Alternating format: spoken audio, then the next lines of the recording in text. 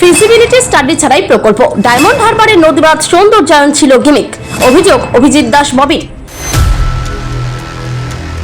যে প্রায় 250 মিটারের মতন এই জায়গা থেকে ভেঙে যায়।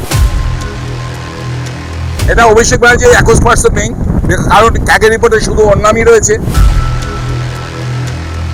বিউটিফিকেশন করার জন্য উপযুক্ত নয়, এই সয়েলটের সমস্ত কিছু পরীক্ষা নিরীক্ষা করে এবং ট্যুরিজম ডেভেলপমেন্টের প্রকল্পটাকে বাদ দেয়।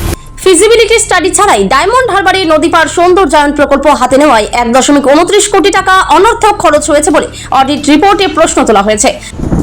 দেখুন, এই যে বিউটিফিকেশন, এই ডায়মন্ড হারবারের এই যে নদীবাঁধটা রাস্তার পাশে, এটা বিউটিফিকেশন করার জন্য 2017 সালে অভিষেক ব্যানার্জি বিশাল ঘটা করে একটা প্রোগ্রাম করে এবং তারপর অগস্ট মাসে 7.7 কোটি 17 লক্ষ টাকা ট্যুরিজম ডেভেলপমেন্ট থেকে পিডব্লিউডিকে দেওয়া হয়। তার 2 বছর পরে দেখা যায় যে প্রায় 250 মিটারের মতন এই জায়গা থেকে ভেঙে যায়। 2017 সালে সাব ডিভিশনাল অফিস থেকে কেল্লার মাঠ পর্যন্ত সৌন্দর্যায়ন প্রকল্পের সুপারিশ করা হয়। আনুমানিক ব্যয় ধরা হয়েছিল 7.17 কোটি টাকা। 2018 সালে প্রকল্পের দায়িত্ব পায় পিডব্লিউডি, কিন্তু 2019 সালের অগস্টে NH 117 সংলগ্ন নদীবাঁধের বড় অংশ নদীতে ধসে পড়ায় প্রকল্পের কাজ বন্ধ হয়ে যায়। পরে পিডব্লিউডি নিজেদের তহবিল থেকে প্রায় 13.16 কোটি টাকা খরচ করে পুনরুদ্ধারের কাজ করে। পাশাপাশি বেসরকারি সংস্থার দাবির 50% হিসেবে আদালতের নির্দেশে 1.29 কোটি টাকা মেটানো হয়। আচ্ছা, আপনি শুনেছেন কোনোদিন যে অমুক প্রকল্প মিউনিসিপ্যালিটির কর্তৃক হয়েছে, তমুক প্রকল্প পঞ্চায়েত কর্তৃক হয়েছে, অমুক প্রকল্প অমুক জায়গায় কল বসেছে, জেলা পরিষদ কল বসিয়েছে, তমুক জায়গায় বিধানসভা বিধায়ক দ্বারা রাস্তা হয়েছে, অমুক জায়গায় MP দ্বারা রাস্তা হয়েছে? শুনেছেন? যা কিছু হতো মমতা ব্যানার্জির অনুপ্রেরণায় আর অভিষেক ব্যানার্জির তত্ত্বাবধান হতো, এটাই আমরা জানতাম। কোন প্রকল্পের টাকা কোন কাজ খাতে কোন কাজ হচ্ছে আমরা কেউ জানতাম না। আসলে এই টোটালটাই একটা দুর্নীতির চক্রব্যূহ তৈরি হয়েছিল সেন্ট্রাল গভর্নমেন্ট এবং তৎকালীন রাজ্য সরকারের যোগ সাজসে।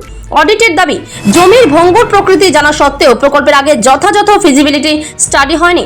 2023 সালে সমীক্ষার পর প্রকল্পটি আর এগোনো হবে না বলে সিদ্ধান্ত নেয় পর্যটন দপ্তর। 2023 সালে মার্চ মাসে যাদবপুর ইউনিভার্সিটি ফিজিবিলিটি ডিপার্টমেন্ট থেকে পরিষ্কার বলে দেওয়া হয় যে এটা বিউটিফিকেশন করার জন্য উপযুক্ত নয়, এই সয়েলটের সমস্ত কিছু পরীক্ষা নিরীক্ষা করে এবং ট্যুরিজম ডেভেলপমেন্টের প্রকল্পটাকে বাদ দেয়।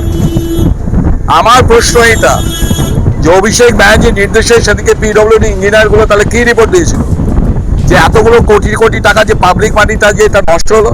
বিজেপি নেতা অভিজিৎ দাস ববির অভিযোগ, নদী পার সৌন্দর্যায়নের নামে আসলে কোনো কাজই হয়নি, পুরো প্রকল্পটাই ছিল গিমিক, টাকা ইনকামের ফাঁদ। ক্যাগের রিপোর্ট আমার কাছে রয়েছে।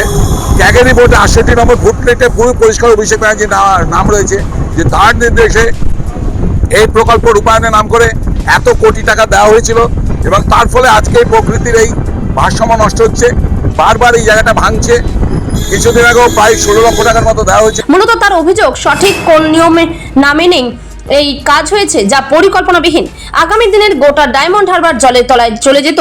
একদিকে যেমন সেবাশ্রয় নিয়ে মানুষের কাছে ভুয়ো পরিষেবা পৌঁছে দিয়েছে, ঠিক তেমনি সৌন্দর্যায়নের নামে কোটি কোটি টাকা দুর্নীতি করেছে। এই টোটাল এইটা যদি ভেঙে যায় তাহলে টোটাল গঙ্গাসাগর থেকে এইটাই হচ্ছে কানেক্টিং লিঙ্ক, এই রাস্তাটা।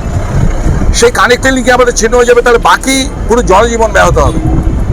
আমি এই জন্য আজকে বিভিন্ন department, anti corruption department, DM, principal secretary সকলের কাছে এবং একটু পরে আমি থানায় যাব এবং SDOর কাছে যাব। অভিষেক ব্যানার্জি এবং পিডব্লিউডি যে সমস্ত অফিসিয়াল এবং এর সঙ্গে আনুষঙ্গিকভাবে যারা জড়িত আছে প্রত্যেকের বিরুদ্ধে তদন্ত করে দায়ের করা হবে। Bureau report, news Bangla.